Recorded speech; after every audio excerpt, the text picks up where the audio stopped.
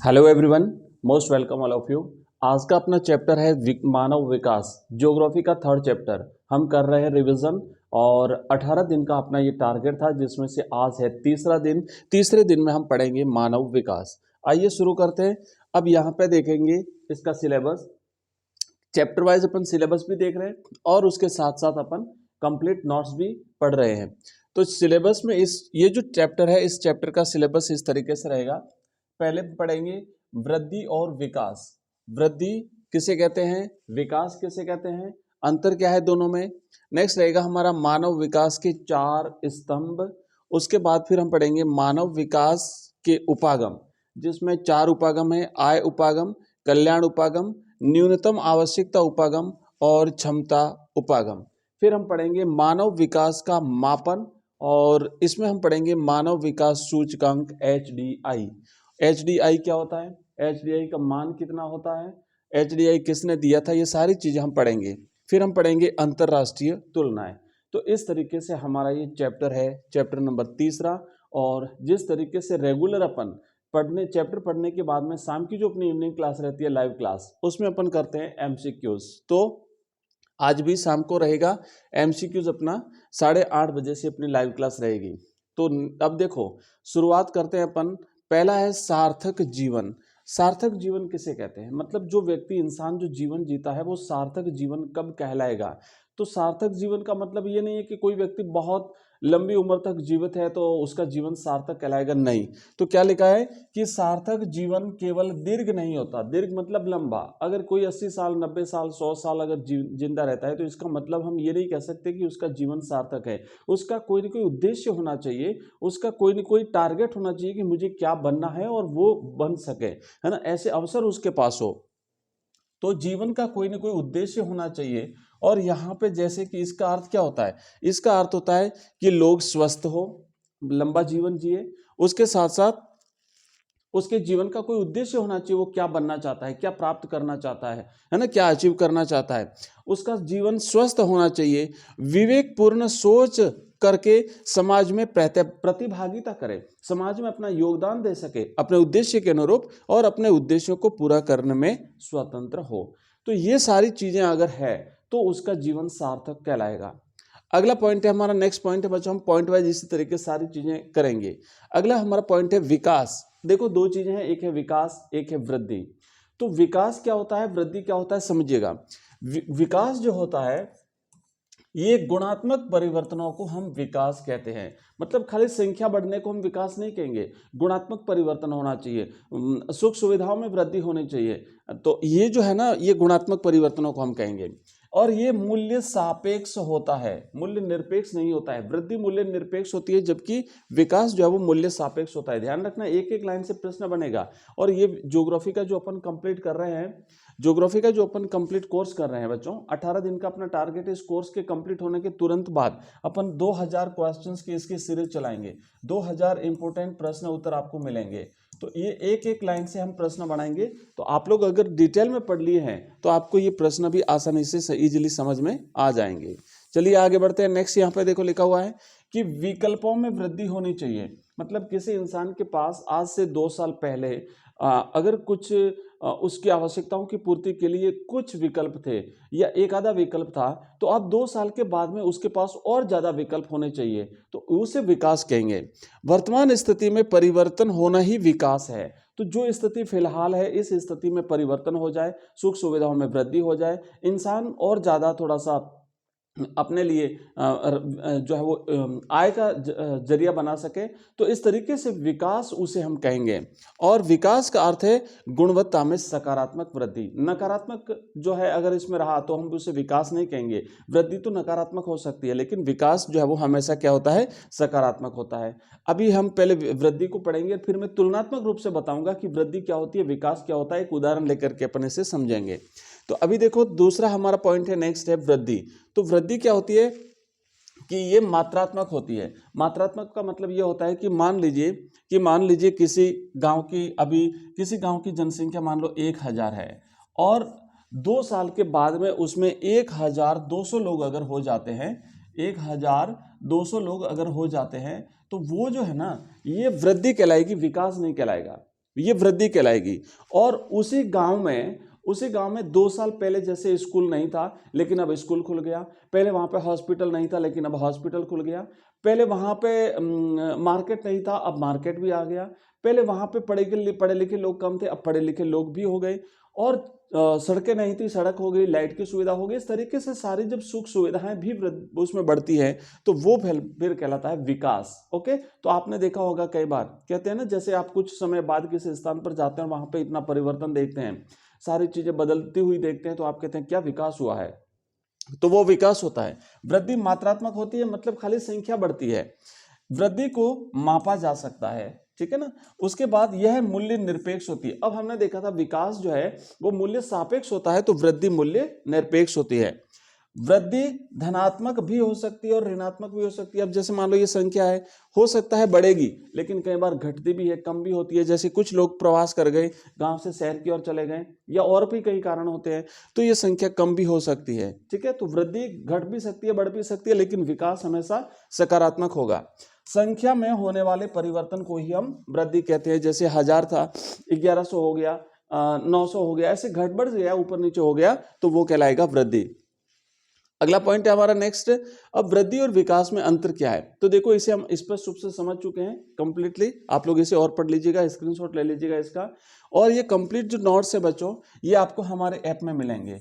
हमारा ऐप है education rise, इस वीडियो के डिस्क्रिप्शन में लिंक दिया हुआ है। इस लिंक पर क्लिक करके आप हमारे इस ऐप को डाउनलोड करेंगे तो वहां पे ज्योग्राफी का आपको कंप्लीट कोर्स मिलेगा, अदर सब्जेक्ट्स के भी आपको कोर्सेज मिलेंगे, कंप्लीट जानकारी आपको वहां पे मिलेगी। वहां पे चैप्टर वाइज ये कंप्लीट नोट्स मिलेंगे आपको, उसी का वीडियो मिलेगा, वहां पे एमसीक्यूज मिलेंगे, क्वेश्चन आंसर्स मिलेंगे, ऑनलाइन टेस्ट मिलेगा, सारी चीजें आपको वहां पर मिल जाएगी। मॉडल पेपर्स भी मिलेंगे, हमारे जो प्रश्नों की सीरीज है वो भी मिलेगी। तो इस ऐप को जरूर डाउनलोड करिएगा, लिंक इस वीडियो के डिस्क्रिप्शन में दिया हुआ है। एक हमारा नंबर नोट कर लीजिए, उस नंबर पर आप हमें मैसेज करेंगे तो आपको हमारे सारे लिंक मिल जाएंगे। नंबर है 9079622989। आप इस नंबर पे हमें मैसेज कर सकते हैं तो आपको हमारे सारे लिंक्स प्राप्त हो जाएगी। हमारे वेबसाइट की लिंक मिलेगी आपको, हमारे ऐप की लिंक मिलेगी, हमारे कोर्सेज की लिंक, प्लेलिस्ट की लिंक, टेलीग्राम की लिंक, चैनल, आपको व्हाट्सएप ग्रुप की लिंक, सारी लिंक्स वहाँ पे जो है वो आपको मिल जाएगी। अब चलिए यहाँ पे हम देखेंगे कि वृद्धि और विकास में अंतर क्या है। तो आप लोग अंतर पढ़ लीजिए, हम स्पष्ट रूप से दोनों को पढ़ चुके, तो आप अंतर जो है वो बता सकते हैं। देखो कई बार अगर परीक्षा में भी आ सकता है, ऐसा प्रश्न परीक्षा में आ सकता है कि वृद्धि और विकास में अंतर बताइए। तो आपको क्या करना है, परीक्षा में आप एक टेबल बनाएंगे और इस टेबल बना करके इस तरीके से आपको इसे लिखना पड़ेगा।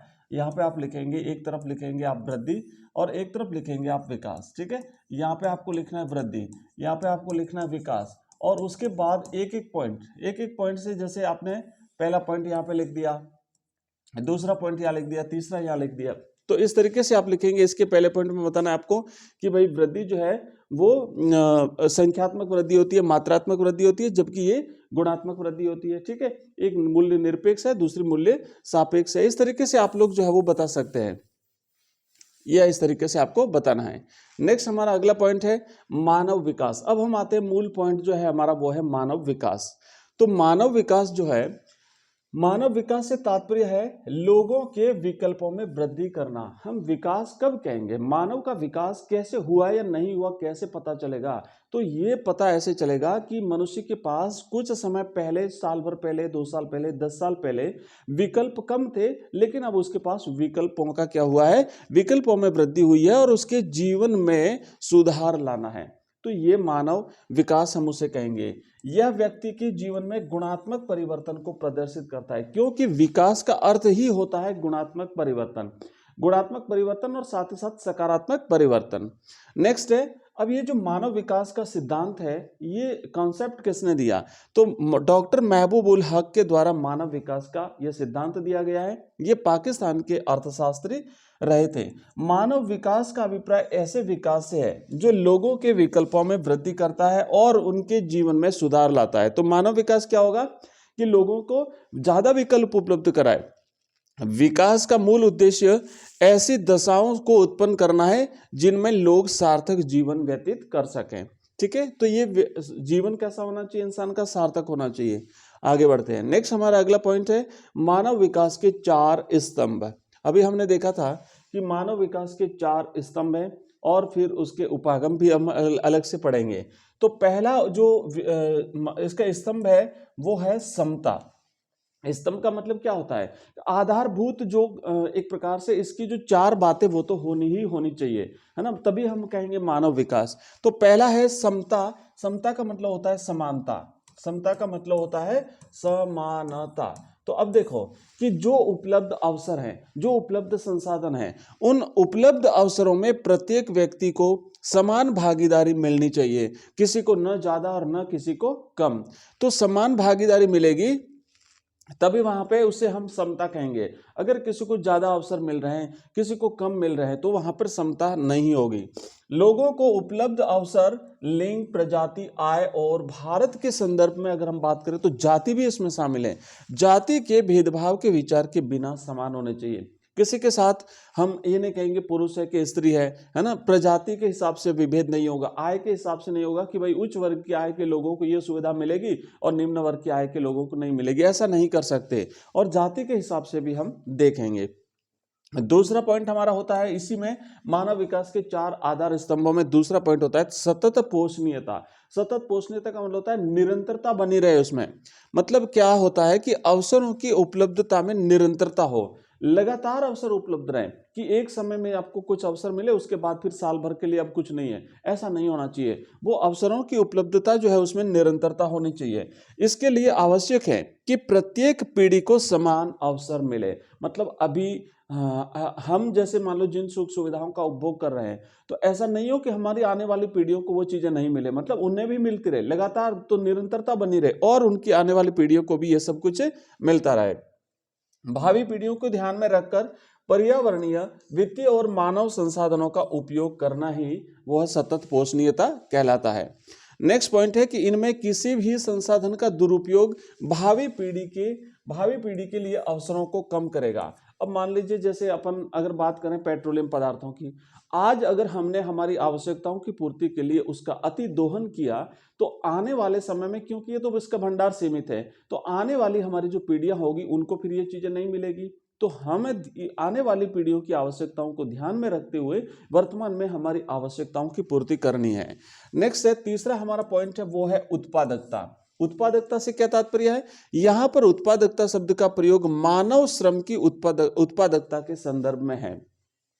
लोगों को समर्थ और सक्षम बना करके मानव श्रम की उत्पादकता को निरंतर बेहतर बनाना चाहिए। लोग लगातार काम कर सकें, लोग लगातार अपना योगदान दे सकें, लोगों के ज्ञान को बढ़ाने के प्रयास और उन्हें बेहतर चिकित्सा सुविधा उपलब्ध कराने से उनकी कार्य क्षमता बेहतर होगी। तो व्यक्ति कार्य करेगा, तो व्यक्ति उत्पादन करेगा, तो उसकी निरंतरता बनी रहे, इस बात का हमें ध्यान रखना है। यह हमारा तीसरा पॉइंट हुआ उत्पादकता। और अगला है अंतिम सशक्तिकरण। इसमें क्या होता है कि जो सशक्तिकरण है इसका तात्पर्य है आर्थिक और सामाजिक रूप से पिछड़े हुए लोगों को हर तरफ से सशक्त बनाना, मजबूत बनाना। जो कमजोर लोग हैं उन्हें भी बाकी लोगों के लेवल में लाना, ताकि वो लोग भी जो है वो अपना बेहतर जीवन जी सकें। और इससे क्या होगा, इससे विकल्प चुनने के लिए वो स्वतंत्र रहे।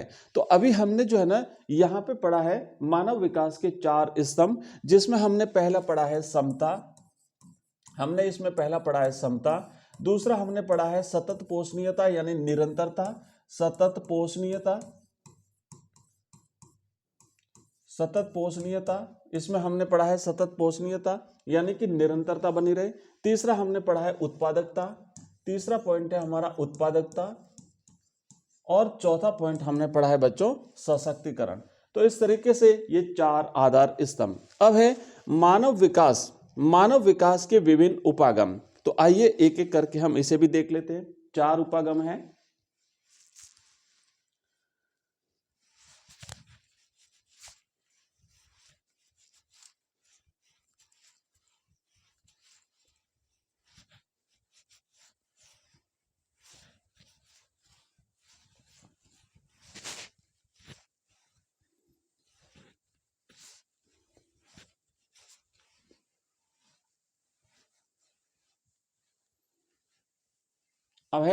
अब है मानव विकास के विभिन्न उपागम। तो देखो मानव विकास के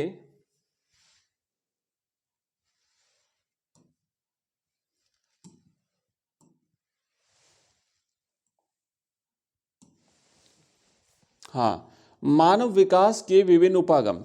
मानव विकास से संबंधित समस्याओं के लिए अनेक उपागम हैं और उनमें से कुछ महत्वपूर्ण हैं। तो मानव विकास, जब विकास की बात करते हैं और विकास से संबंधित कुछ जो समस्याएं आती है, उन समस्याओं के अलग अलग उपागम हैं। तो पहला उपागम होता है इसमें आय उपागम। आय उपागम में क्या होता है कि ये ध्यान रखना, एक एक चीज यहां से भी प्रश्न बन सकता है कि मानव विकास के उपागमों में सबसे पहला उपागम कौन सा है, सबसे पुराना उपागम कौन सा है। तो ये जो आय उपागम है, ये मानव के सबसे पुराने उपागमों में से एक है। इसमें मानव विकास को आय के साथ जोड़ करके देखा जाता है। मतलब जो व्यक्ति जितना ज्यादा कमाता है उसको कहेंगे उसका विकास हुआ है, ठीक है ना। तो ये उसकी इनकम देखी जाती है, उसकी आय देखी जाती है। आय के उच्च स्तर विकास के ऊंचे स्तर को दर्शाता है। दूसरा उपागम होता है कल्याण उपागम। इससे बिल्कुल भिन्न है। मतलब कि इसमें क्या होता है, यह उपागम मानव को लाभार्थी अथवा सभी विकासात्मक गतिविधियों के लक्ष्य के रूप में देखता है। सरकार कल्याण पर अधिक व्यय करके मानव विकास के स्तरों में वृद्धि करने के लिए जिम्मेदार है कि इंसान का कल्याण होना चाहिए, मनुष्य का भला होना चाहिए, तभी हम विकास कहेंगे। तो ये दूसरा उपागम हो गया। और तीसरा उपागम होता है आधारभूत या न्यूनतम आवश्यकता उपागम। इसमें इस बात का ध्यान रखा जाता है, इस उपागम को मूल रूप से अंतरराष्ट्रीय श्रम संगठन ने प्रस्तावित किया था। याद रखना, कभी छोटा प्रश्न बन सकता है कि न्यूनतम आवश्यकता उपागम या फिर इसे हम आधारभूत आवश्यकता उपागम भी कहते हैं, किसने प्रस्तावित किया? तो ये अंतरराष्ट्रीय श्रम संगठन ILO है ना, इंटरनेशनल लेबर ऑर्गेनाइजेशन, इसने इसे प्रस्तावित किया था। और इसमें 6 न्यूनतम आवश्यकताओं पर जो है वो बल दिया गया है। तो दूसरा प्रश्न यहां से ये बन सकता है कि न्यूनतम आवश्यकता उपागम में 6 मूल बिंदु कौन कौन से हैं? तो वो 6 मूल बिंदु हैं शिक्षा, भोजन, जलापूर्ति, स्वच्छता, उसके बाद स्वास्थ्य और आवास की पहचान। ये तो हर व्यक्ति को मिलना चाहिए, ये तो किसी भी इंसान की न्यूनतम आवश्यकता है। और इसमें मानव विकल्पों के प्रश्न की उपेक्षा की गई। विकल्प की बात नहीं है, मिनिमम रूप से हर व्यक्ति को ये चीजें मिलनी चाहिए, 6 चीजें मिलनी चाहिए उसे, शिक्षा, भोजन, जलापूर्ति, स्वच्छता और फिर स्वास्थ्य और आवास। नेक्स्ट है हमारा क्षमता उपागम। इस उपागम का संबंध प्रोफेसर अमर्त्य सेन से है। ये भारतीय अर्थशास्त्री रहे अमर्त्य सेन। और इसमें क्या हुआ है कि संसाधनों तक पहुंच के क्षेत्रों में मानव क्षमताओं का निर्माण करना बढ़ते मानव विकास की कुंजी है। तो इसमें संसाधनों तक पहुंच हो कम से कम, कि लोग अपनी आवश्यकताओं की पूर्ति के लिए उन संसाधनों का उपयोग कर सकें। तो ये चीजें जो है वो इसमें आती है। तो अभी हमने देखो 4 उपागम देखे हैं, मानव विकास के 4 उपागम देखे हैं। पहला उपागम होता है आय उपागम, दूसरा उपागम होता है बच्चों कल्याण उपागम, तीसरा उपागम होता है आधारभूत या न्यूनतम आवश्यकता उपागम, और चौथा है क्षमता उपागम। अब मानव विकास क्यों महत्वपूर्ण है, आखिर बात क्यों होती है, मानव विकास की बात करते क्यों है, क्यों जरूरी है, मानव का विकास करना जरूरी क्यों है? तो देखो कि देश के आर्थिक विकास के लिए मानव विकास अति आवश्यक है। देश तभी तो विकास करेगा ना कि जब लोगों का विकास होगा, जब लोग सुखी होंगे, जब लोग समृद्ध होंगे, जब लोग आरामदायक स्थिति में रहेंगे, तभी तो वो देश के विकास में योगदान करेंगे। मानव विकास से राष्ट्रीय आय और प्रति व्यक्ति आय में वृद्धि होती है। यदि देश में योग्य, कुशल, प्रतिभावान व्यक्ति, वैज्ञानिक आदि होंगे तो देश के प्राकृतिक संसाधनों का पूर्ण और कुशलतम उपयोग हो सकेगा। मानव विकास से उत्पादन की नई तकनीकों का विकास होगा। श्रम न केवल उत्पादक है बल्कि उपभोक्ता भी है। यह वस्तुओं और सेवाओं का उत्पादन ही नहीं, उसका उपभोग भी करता है, और इस तरह श्रम वस्तुओं और सेवाओं की मांग भी करता है। तो ये सारी चीजें होती है, इसे आखिरकार अंततः जो है ना वो देश के विकास से इसे जोड़ा जाता है। तो इसलिए देश जो है वो लोगों के कल्याण की विभिन्न योजना बनाता है, मानव विकास पर इतना बल दिया जाता है। अब एक कंसेप्ट थोड़ा सा समझिएगा। 1990 में प्रतिवर्ष संयुक्त राष्ट्र संघ विकास कार्यक्रम, जिसे हम UNDP कहते हैं, मानव विकास प्रतिवेदन प्रकाशित कर रहा है। फिलहाल लेटेस्ट जो 2020 का जो प्रतिवेदन आया है, 2020 के प्रतिवेदन के हिसाब से अगर हम भारत की स्थिति अगर हम देखें मानव विकास में, तो भारत की स्थिति 131वें स्थान पर है। तो ये प्रतिवेदन, अब देखो यहां से प्रश्न बनेगा कि भाई ये प्रतिवेदन एक तो कौन जो है वो प्रतिवेदन कौन निकालता, कौन है, प्रकाशित कौन करता है? तो ये संयुक्त राष्ट्र विकास कार्यक्रम UNDP, ये प्रतिवर्ष जो है हर साल निकाला जाता है। यह प्रतिवेदन मानव विकास स्तर के अनुसार सभी सदस्य देशों को कोटि क्रमानुसार सूची उपलब्ध कराता है। मतलब इसमें यह है कि कौन सा देश कितना विकास किस देश का विकास कितना हो चुका है, किस क्रम पर है, तो वो उसको एक कोटि निर्धारित करता है। मानव विकास सूचकांक और गरीबी सूचकांक यूएनडीपी द्वारा प्रयुक्त मानव विकास मापन के दो महत्वपूर्ण सूचकांक है। तो आप लोग इसे याद रखिएगा। आगे बढ़ते हैं। नेक्स्ट यहाँ पे नेक्स्ट है कि मानव विकास सूचकांक। अब एचडीआई जो है उसकी बात करेंगे, ह्यूमन डेवलपमेंट इंडेक्स, है ना। एचडीआई का मतलब होता है ह्यूमन डेवलपमेंट इंडेक्स, ह्यूमन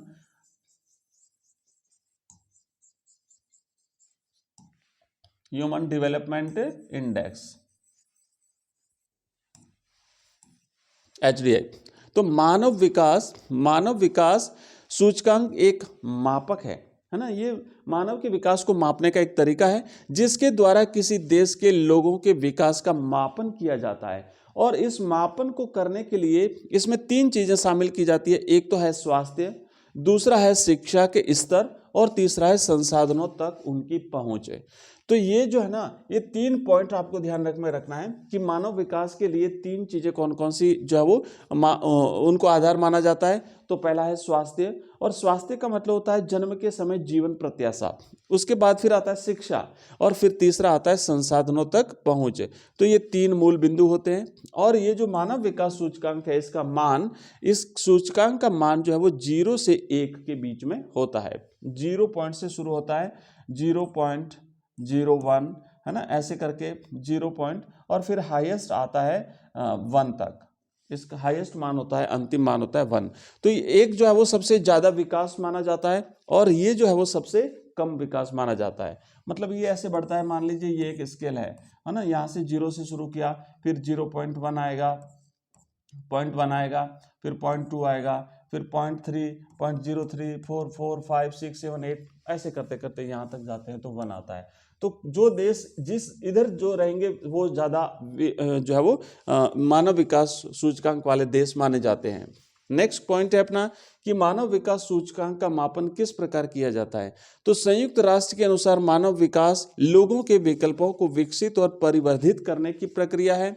मानव विकास सूचकांक स्वास्थ्य, शिक्षा और संसाधनों तक पहुंच जैसे प्रमुख क्षेत्रों में निष्पादन के आधार पर क्रम तैयार करता है।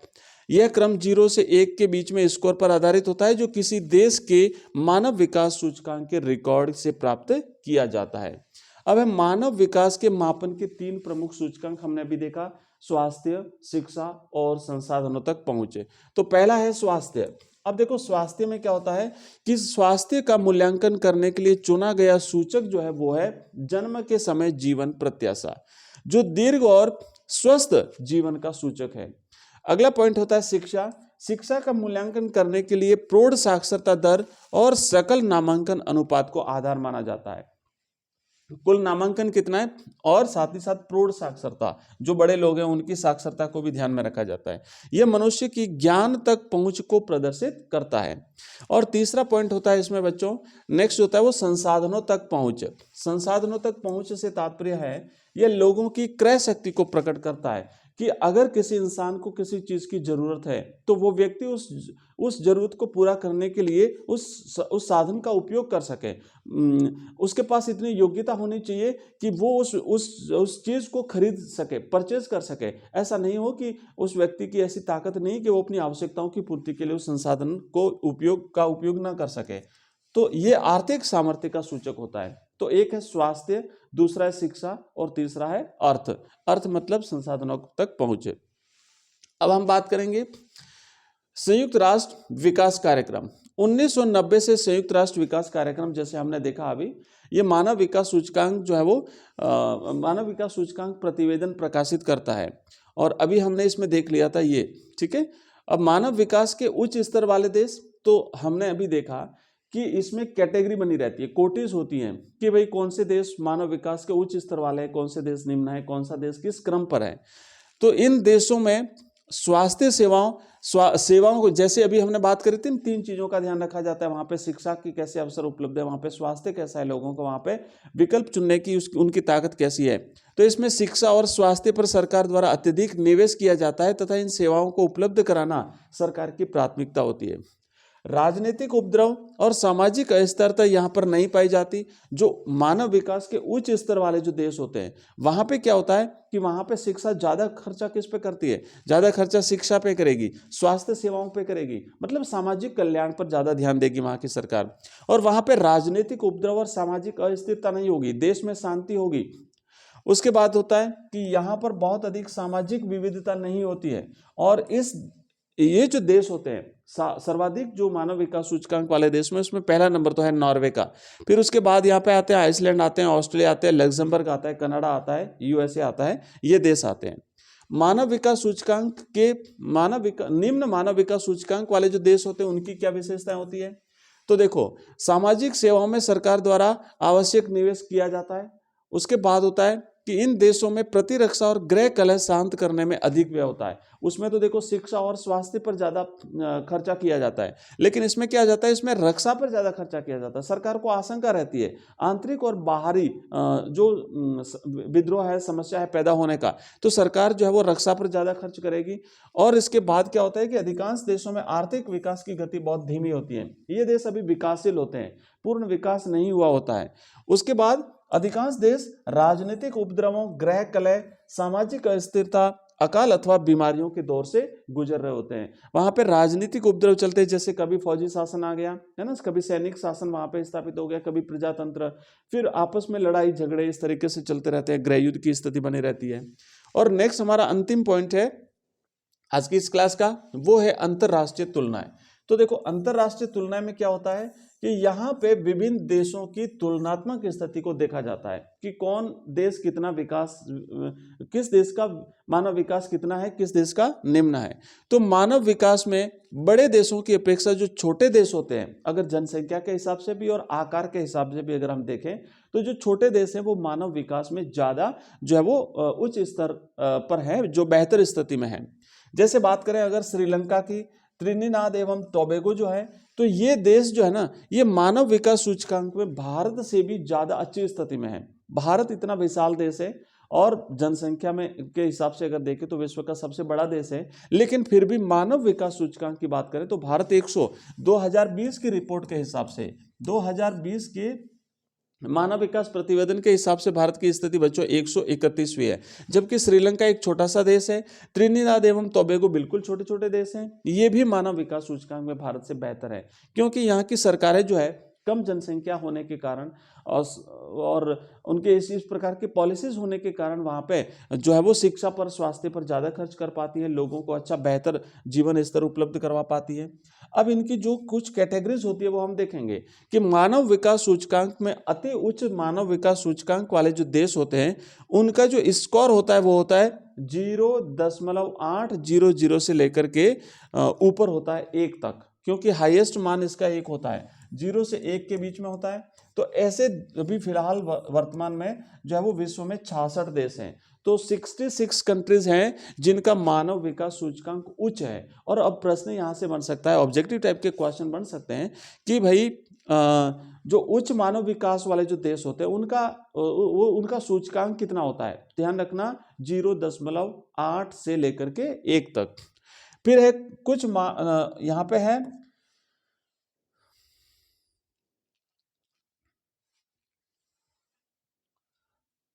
अति उच्च, ये तो अति उच्च मानव विकास सूचकांक है, ये उच्च मानव विकास सूचकांक है, ये उच्च मानव विकास सूचकांक है। इसमें होता है 0.700 से 0.799 के बीच में, और इसमें है 53। उच्च मानव विकास सूचकांक वालों में 53 देश हैं। फिर आता है मध्यम मानव विकास सूचकांक, इसमें 0.550 से लेकर के 0.699, मतलब 7 से नीचे 1 पॉइंट, तो यहाँ पे इसमें 37 देश हैं। और फिर आता है निम्न मानव विकास सूचकांक वाले देश, इनका जो मानव विकास सूचकांक का स्तर जो होता है वो होता है 0.549 से लेकर के नीचे, है ना, बिल्कुल 0.01 तक। और इसमें आते हैं, इसमें फिलहाल 33 देश शामिल हैं। ठीक है, एक बार टेबल देख लीजिए, ये टेबल यहाँ पे दी हुई है, सेम यही टेबल है, तो ये टेबल दी हुई है। अब हम बात करेंगे मानव विकास प्रतिवेदन 2020 के अनुसार भारत की स्थिति। तो भारत का स्थान था 131वां, यहाँ से भी प्रश्न बन सकता है, ध्यान रखना। तो भारत का स्थान 2020 के हिसाब से आपको याद रखना है 31वां स्थान था। अब अति उच्च मानव विकास सूचकांक वाले देशों में पहला स्थान नॉर्वे का है, दूसरा आयरलैंड का है, फिर आता है स्विट्जरलैंड। ठीक है, इस तरीके से ये देश आते हैं। तो ये हमने पढ़ा है थर्ड चैप्टर बच्चों। थर्ड चैप्टर हमारा आज कंप्लीट हुआ है, मानव विकास। और इस मानव विकास जो चैप्टर हमने पढ़ा है, इसके जो एमसीक्यूज रहेंगे वो लाइव क्लास में हम करेंगे। इसके एमसीक्यूज की लाइव क्लास रहेगी शाम को इवनिंग में 8:30 बजे। और ये कंप्लीट नोट्स आपको हमारे ऐप में मिलेंगे। मैंने बता दिया, ऐप का लिंक इस वीडियो के डिस्क्रिप्शन में दिया हुआ है, नीचे आप वहाँ पे क्लिक करके हमारे ऐप को डाउनलोड कर लीजिए।